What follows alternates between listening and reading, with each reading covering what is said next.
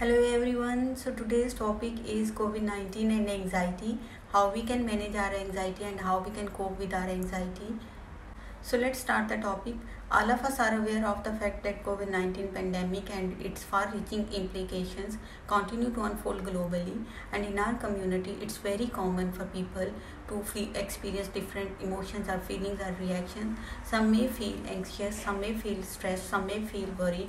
At the same time, some of them may feel sadness or tearfulness or having lost interest in their usual enjoyable activities. At the same time, some may feel frustrated, irritated or angry. So it's totally depends on a person's own perception, on behavior management. So let's start to the next point. There are certain very important factors that can help us to reduce or manage our anxiety. First one is routine, second one is talk, third one is rationalize and schedule, how we are managing our schedule. So let's move to the next step, that how we can manage our anxiety, how we can cope with the anxiety during this pandemic. So the first one is routine. How we can control our routine, how we can manage our routine to manage our anxiety. Try to set a routine for yourself, because anxiety thrives on chaos and uncertainty. So if you will have a routine that can help you to manage your whole schedule, whole day, it will be definitely very beneficial. Your anxiety will try to make you believe on a lot of things, and most of them are grossly untrue. And anxiety likes to pull out the worst case scenario and then wave it in front of your face, and it's hard to believe that that bad things do happen. So maybe you should listen, but try to work on your rationalization, try to rationalize your fear.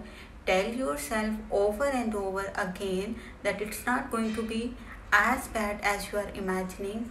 Most of the time you should focus on the reality and list all the reasons that why the big bad things are unlikely to happen. The third one is talk. Yes, try to focus on talk and try to talk to yourself, try to talk to your loved ones, and try to find out a support system where you can talk about your anxiety and or anxious feelings. Don't believe that you are a burden, or that no one care, or that no one is interested. People love you, they care for you, and they will care and they will listen. The fourth one is schedule. If something is triggering your anxiety, try to put it in your schedule over the week. So the last one is mindfulness. Focus on the current moment, try to be in the present, and try to self-soothe. If we say that we should follow some mindfulness techniques, yes, we should follow. And let me tell you a very good mindfulness technique that you can use at home, and it's very easy. You can use it at any time, and it will definitely will help you to reduce your anxiety. So let's start from taking 5 mindfulness technique, and this will help you to reduce your anxiety. Definitely I am very hopeful for this thing. So how you can do this taking 5 technique. Take your hand in front of your face, and you have to start from here.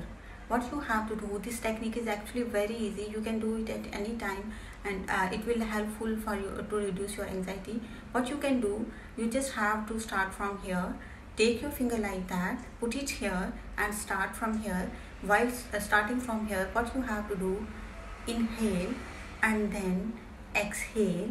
Again, starting from this finger, just try to inhale a deep breath, and then try to exhale a breathe. Again, inhaling and exhaling, inhaling and exhaling, inhaling and exhaling, and you are reaching to the little finger of your hand.